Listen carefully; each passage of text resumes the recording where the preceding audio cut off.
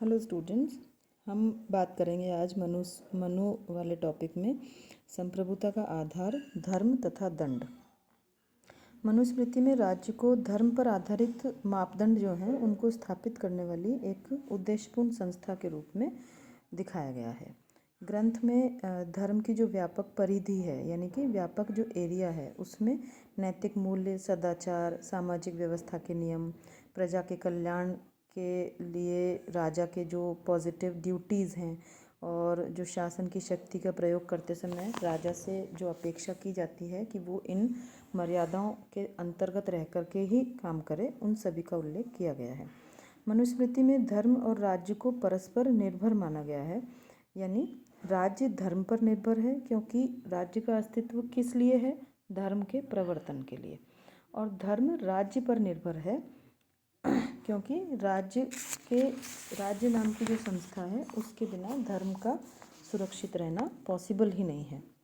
धर्म का जो नैतिक बल है उसको व्यवहार में लागू करने के लिए किसी प्रकार के भौतिक सहारे की ज़रूरत पड़ती है और उस भौतिक सहारे को नाम दिया गया है, भौतिक सहारे के रूप में चित्रित किया गया है दंड को। दंड यानी कि एक तरीके से हम मान सकते हैं सज़ा। तो राज्य को इस बाध्यकारी बल के प्रयोग के लिए ऑथराइज किया गया है, यानी कि राज्य जो है वो यदि कोई गलत काम, इसको सिंपल वर्ड्स में कहा जाए तो यानी यदि कोई व्यक्ति गलत काम कर रहा है, यदि कोई व्यक्ति अपराध कर रहा है तो राज्य जो संस्था है वो उसको दंड दे सकती है। ये एक सिंपल भाषा में इसको हम समझा सकते हैं। आपको ये बुक में जो भी भाषा है, जो भी शब्द हैं, उससे परेशान नहीं होना बिल्कुल भी, क्योंकि वो उस समय की हमारा जो प्राचीन भारतीय साहित्य है, शास्त्र हैं, जितने भी नियम हैं वो उस भाषा में लिखे हुए हैं। तो थोड़ी सी वो हिंदी आप लोगों को क्लिष्ट लग सकती है, कठिन लग सकती है, उससे परेशान नहीं होते हुए उसका जो भाव है उसको पकड़ लें। जो मैं वीडियोज़ में आपको समझा रही हूँ उस भाव को पकड़ लें और उस चीज़ से, उस तरीके से चीज़ों को समझने का प्रयास करें। तो मनु ने भौतिक बल के साथ 3 तत्वों को जोड़ करके उसको दंड के रूप में बात की। पहला नैतिक प्रयोजन, दूसरा कोई ऑथोराइज्ड बॉडी और तीसरा अनुल्लंघनीयता। मनुस्मृति में दंड को सर्वोपरि सत्ता के रूप में स्वीकार किया गया है।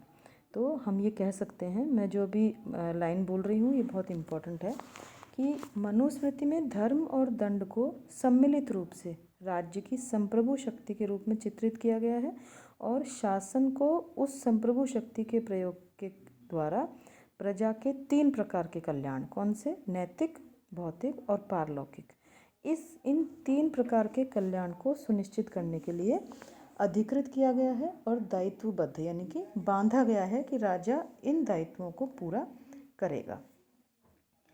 फिर आगे राज्य के सप्तांग सिद्धांत की हमको बात करनी है। सप्तांग सिद्धांत में जैसे कि नाम से पता चल रहा है 7 अंगों वाला सिद्धांत।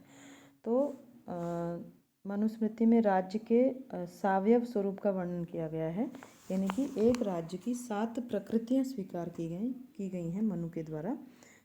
पहला स्वामी, दूसरा मंत्री, तीसरा पुर यानी कि किला, चौथा राज्य, 5वां कोष और छठा दंड तथा 7वां मित्र। तो हम इसको डिटेल में अगले वीडियो में देखेंगे। पहले मैं आपको ये बता दूं कि मनुस्मृति और कौटिल्य की जो रचना है अर्थशास्त्र और शुक्र की जो रचना है शुक्र नीतिसार, इन तीनों के द्वारा, मनु, कौटिल्य और शुक्र, इन तीनों के द्वारा अपनी अपनी रचनाओं में राज्य के सप्तांग सिद्धांत की बात की गई है। और थोड़ा सा 1-2 पॉइंट्स में कुछ शब्दों का हेर फेर है, कुछ किसी ने शब्द पुर बोल दिया तो दूसरे ने उसके स्थान पर नगर का वर्ड यूज़ कर लिया, तो वो चीज़ देखनी है बस। यानी कि जो मैंने शुरुआत में बताया आपको कि कुछ टॉपिक्स जो हैं वो कॉमन हैं। तो जैसे एक आपने मनु में राज्य का सप्तांग सिद्धांत किया तो आपको ऑटोमेटिकली कौटिल्य और शुक्र का सप्तांग सिद्धांत जो है वो समझ में भी आ जाएगा और तैयार भी हो जाएगा। तो ये इन टॉपिक्स की बहुत अच्छी समझने वाली बात है। Thank you.